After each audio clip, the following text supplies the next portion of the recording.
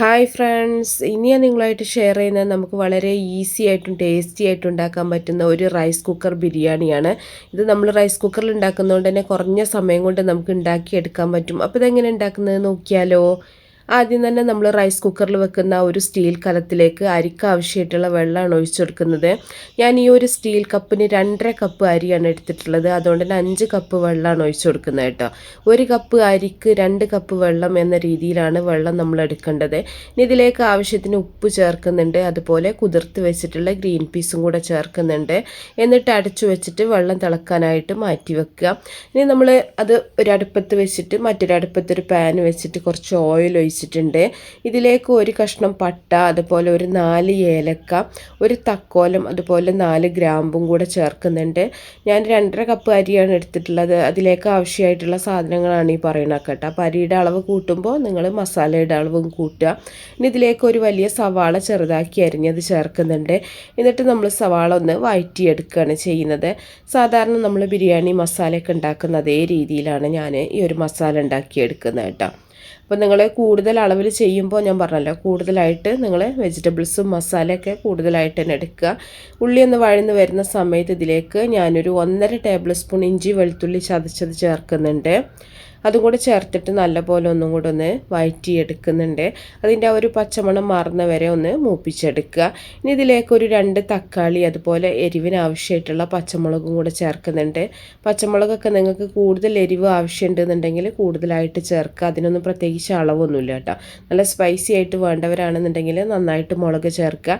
എന്നിട്ട് ഇതൊന്ന് അടച്ചു വെക്കുന്നുണ്ട്, തക്കാളിയൊക്കെ ഒന്ന് വെന്ത് കിട്ടാൻ വേണ്ടിയിട്ടാണ്.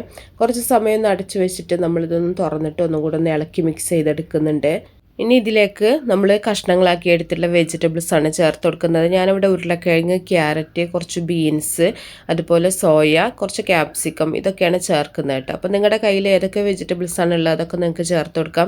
മഷ്റൂം, കോളിഫ്ലവർ, ഇതൊക്കെ ഉണ്ടെങ്കിൽ ഇതൊക്കെ ആഡ് ചെയ്യാം കേട്ടോ. അപ്പോൾ അതൊക്കെ നിങ്ങൾ വീട്ടിലുണ്ടാക്കുന്ന സമയത്ത് നിങ്ങളുടെ ടേസ്റ്റിനനുസരിച്ചിട്ട് നിങ്ങൾക്ക് മാറ്റങ്ങളൊക്കെ വരുത്താം. എന്നിട്ട് വെജിറ്റബിൾസും കൂടെ ചേർത്തിട്ട് നമ്മൾ നല്ല പോലെ ഇളക്കി ഒന്ന് മിക്സ് ചെയ്തെടുക്കുന്നുണ്ട്. ഇനി ഇതിലേക്ക് നമ്മൾ ആവശ്യത്തിനുള്ള ഉപ്പ് ചേർക്കുന്നുണ്ട്. ആവശ്യത്തിനുള്ള ഉപ്പ് ചേർക്കുക. അതുപോലെ കുറച്ച് മഞ്ഞൾപ്പൊടി ചേർക്കുന്നുണ്ട്. മഞ്ഞ കളർ വേണമെന്നുണ്ടെങ്കിൽ മാത്രം മഞ്ഞൾപ്പൊടി ചേർത്താൽ മതി. വെള്ള റൈസാണ് നിങ്ങൾക്ക് വേണ്ടതെന്നുണ്ടെങ്കിൽ മഞ്ഞൾ ചേർക്കേണ്ട ആവശ്യമില്ല കേട്ടോ. ഞാനിവിടെ കുറച്ച് മഞ്ഞളും കൂടെ ചേർക്കുന്നുണ്ട് ഇതിൽ. ഇനി നല്ല പോലെ ഇളക്കിയൊന്ന് മിക്സ് ചെയ്തെടുക്കുക. അതിലേക്ക് ഗരം മസാലയും കൂടെ ചേർക്കുന്നുണ്ട്. ബിരിയാണി മസാലയാണ് ചേർത്തിട്ടുള്ളത്.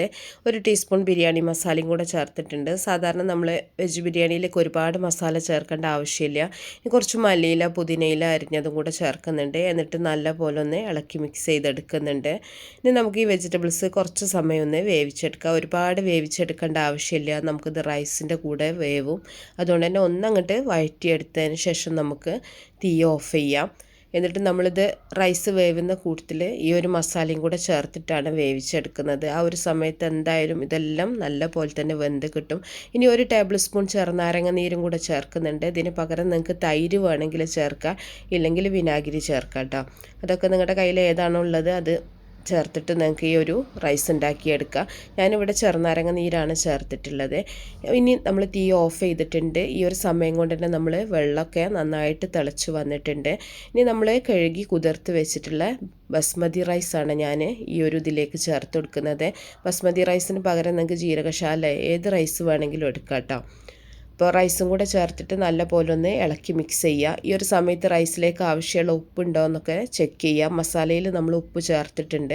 ഇനി നന്നായിട്ടൊന്ന് തിളച്ച് വരുന്ന സമയത്ത് 1 ടേബിൾ സ്പൂൺ നെയ്യും കൂടെ ചേർക്കുന്നുണ്ട്. നെയ്യും കൂടെ ചേർത്തിട്ട് നമ്മൾ നേരത്തെ വഴറ്റി വെച്ചിട്ടുള്ള വെജിറ്റബിൾസും കൂടെ ഇതിലേക്ക് ആഡ് ചെയ്തിട്ട് നല്ല പോലെ മിക്സ് ചെയ്തിട്ട് നമ്മൾ തീ ഓഫ് ചെയ്യുകയാണ് ചെയ്യുന്നത് കേട്ടോ.